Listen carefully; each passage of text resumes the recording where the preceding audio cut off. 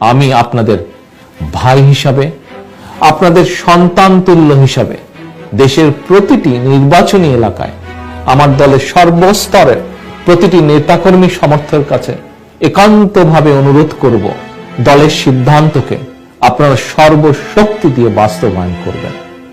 আপনারা ঐক্যবদ্ধ থাকলে ভোট ডাকাতির সকল ষড়যন্ত্র মোকাবেলা করে জনগণকে সঙ্গে নিয়ে এবার আমাদের বিজয় ইনশাল্লাহ হবেই।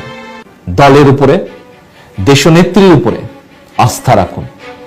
আমি কথা দিচ্ছি, দেশে গণতান্ত্রিক সরকার প্রতিষ্ঠিত হলে অবশ্যই রাজনৈতিকভাবে আপনাদের প্রত্যেকের ত্যাগ, তিতিক্ষা, যোগ্যতার সর্বোচ্চ মূল্যায়ন করার সর্বোচ্চ চেষ্টা করা হবে।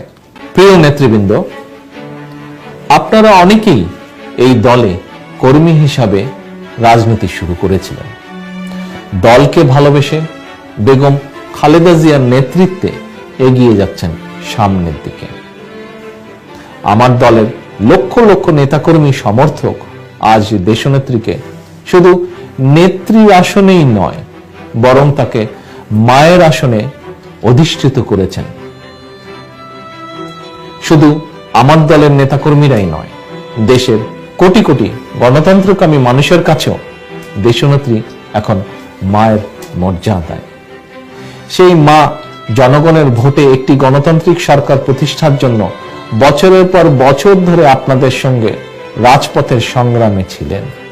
প্রিয় নেতাকর্মী ভাই ও বোনেরা, আজকে আমরা অন্তত একবারের জন্য, আরেকটি বারের জন্যও কি পারি না বর্তমান পরিস্থিতির বিবেচনায় নিজেদের সকল প্রকার রাজনৈতিক চাওয়া পাওয়া ভুলে গণতন্ত্রের মুক্তির জন্য সর্বোচ্চ ত্যাগ স্বীকার করতে? আমার তৃণমূলের প্রিয় ভাই বোনেরা, আমরা কি অন্তত একবারের জন্য, আর একটি বারের জন্যও কি পারি না শুধুমাত্র আগামী কয়েকদিনের জন্য নিজেদের চাওয়া পাওয়া ভুলে এর ঊর্ধ্বে উঠে দেশের জনগণের জন্য, গণতন্ত্রের জন্য আসন্ন নির্বাচনে বিএনপির মনোনীত প্রার্থীবৃন্দ, আপনারা তো এ দলেরই নেতা, এ দলেরই কর্মী, এই দলেই আপনারা বহু মানুষ, বহু নেতাকর্মী বড় হয়েছেন।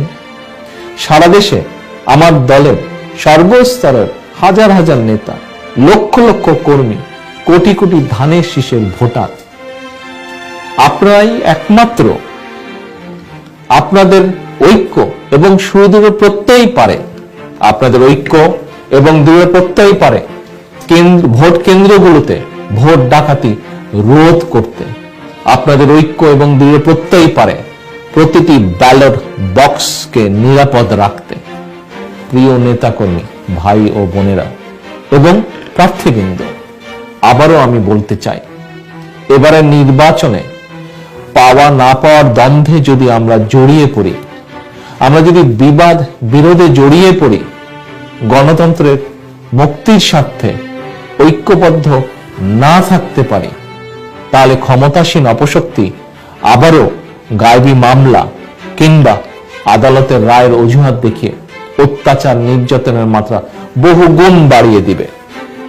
যারা সকল অন্যায় অত্যাচার মোকাবেলা করে নিজেদের প্রস্তুত করে গড়ে তুলেছিলেন, আপনারা সহ সকল নেতাকর্মীকে আরো বেশি নির্মম নিষ্ঠুরতার মধ্যে ফেলে দিবে।